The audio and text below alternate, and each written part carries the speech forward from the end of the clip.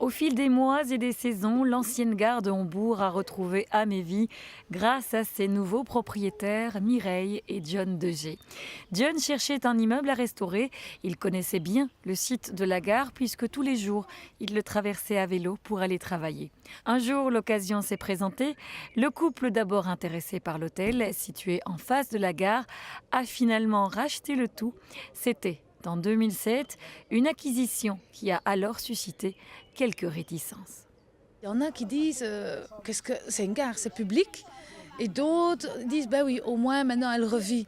Il y a deux sons de cloche, vous ne mettrez jamais tous les genres de votre côté de toute façon, voilà.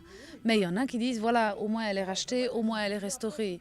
Si elle n'avait pas été rachetée, je ne sais pas ce qu'elle serait devenue. C'est donc un peu par hasard que la famille Degé s'est embarquée dans cette aventure. Une aventure qui a démarré il y a 7 ans avec la restauration de la gare, métamorphosée aujourd'hui en salle de banquet, puis celle de l'hôtel, transformée lui en gîte 4 épis, et enfin, en voie d'achèvement, la réhabilitation de wagons en hébergement. Pour nous, c'était important de garder ce qui était possible de garder, il fallait le garder. Dans les wagons, la même chose. Un seul était pourri, ben, il fallait le refaire. L'autre était bon, ben, gardons-le, quoi.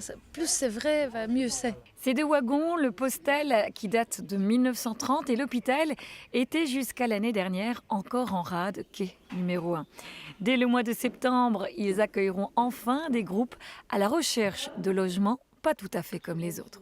Donc le postal, c'était vraiment un wagon plutôt pour des paquets, pas pour trier, donc un wagon postal de transport. Et le deuxième, c'était pas un wagon couchette, c'était un wagon hôpital. Ah oui. Donc c'est un wagon qui ramenait les soldats de la Deuxième Guerre mondiale. Je ne sais pas si vous avez vu, entre chaque couchette, il y a un cendrier.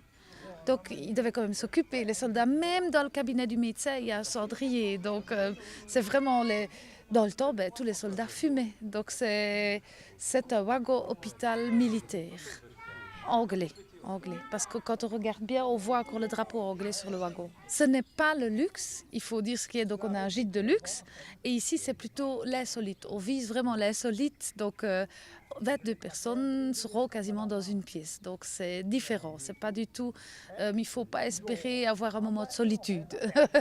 Je pense qu'il y a pas mal de gens qui recherchent ça aussi, ça rappelle un peu les mouvements de jeunesse, encore une fois se retrouver tous ensemble, je pense que ça peut plaire à pas mal de personnes. Si Mireille et John n'étaient pas à l'origine à la recherche d'une gare à restaurer, ils sont depuis tombés amoureux de celle de Hombourg et de son hôtel, mais aussi des histoires que ces lieux renferment et qu'ils leur livrent avec le temps. J'adore l'histoire et j'adore encore apprendre. Donc, s'il y a des gens qui passent, qui ont vécu ici, c'est... Allez, raconter. Maintenant, il y a encore des gens qui peuvent me raconter. Peut-être dans 10 ans, je n'aurai plus. Donc, dès qu'il y a quelqu'un qui vient, qui a vécu quelque chose ici, je suis toute contente de pouvoir l'apprendre. Si vous êtes de passage dans le coin ou en balade sur le Ravel de la ligne 38, n'hésitez pas à pousser jusqu'à l'ancienne gare de Hombourg. Le bistrot est ouvert de 11 à 20 heures tous les jours, sauf s'il pleut.